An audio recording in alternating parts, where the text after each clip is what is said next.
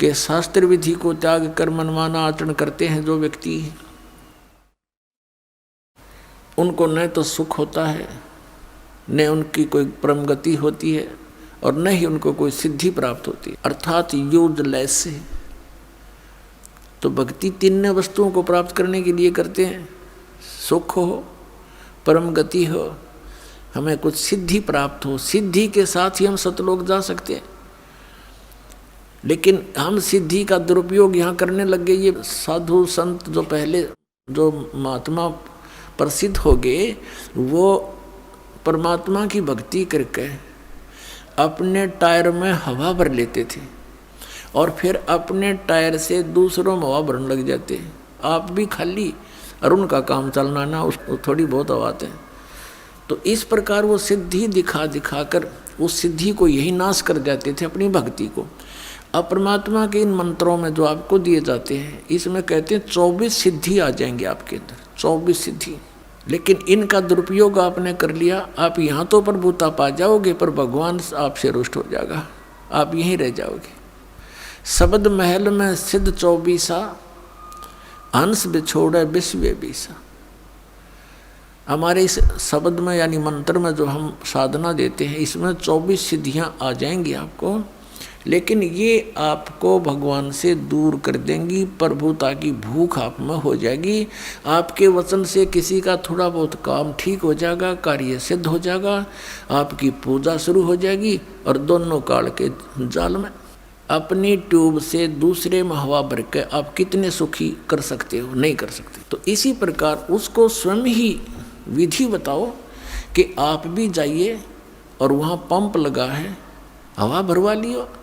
मैं अपने टायर से भर के अपना भी काम बिगाड़ोगे और अगले का भी। आशीर्वाद देते हो, किसी के सिर पे हाथ रखते हो। 1 रुपये की कमाई करी, 12 अन्य खत्म कर दिए, तो खाक रहा है तेरे पास। तो उनको भी कहो भगवान से जुड़ो, ये मंत्र लो, जाप करो, और स्वयं भी अपनी हवा भरवाओ भगवान से। यानी आप भी भक्ति की शक्ति प्राप्त करो। उस शक्ति से, भक्ति की शक्ति से, सिद्धि से हम सतलोक जा सकते हैं, नहीं तो हम कैसे जा सकते हैं? तो उस सिद्धि को, यानी भक्ति को हम यहाँ नाश कर देंगे तो फिर सतलोक नहीं जा सकते। इसलिए इसको सटोर रखना है।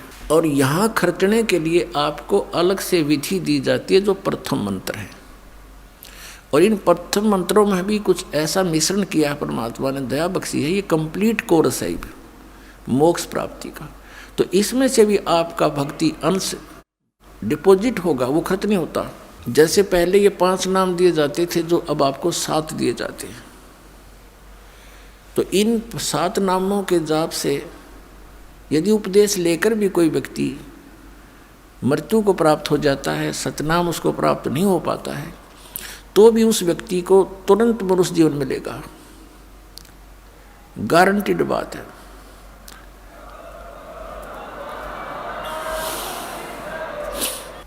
और फिर मनुष्य जीवन मिलेगा तो वो फिर कहाँ जन्म होगा? भगत के घर पे है, और 10 महीने में माँ की गोदी में यहीं आ लेगा, और फिर स्टार्ट से ही हो जाएगी भक्ति, प्रारंभ पार हो जाएगा। और पहले केवल 5 नाम दिए जाते थे, बीच के 5 नाम, ये निरंकार ओंकार ये नहीं, ये 3 नाम ये भी नहीं, अकाल मूर्त शब्द स्वरूपी राम सतपुरुष ये भी नहीं, यूजलेस है, ये बनावटी बातें सारी, कृत्रिम है ये सारे। वो 5 नाम जो आपको दिए जाते हैं, ये 5 नाम थे।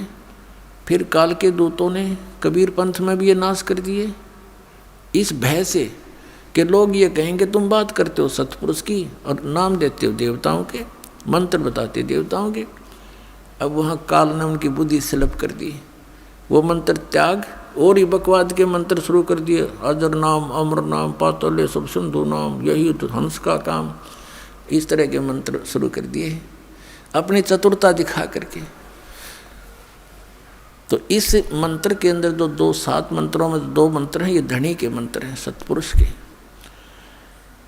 ये आपकी कमाई जबरदस्त बनती है इनसे भी, और ये कमाई आपको पुनर्जन्म दिला देती है।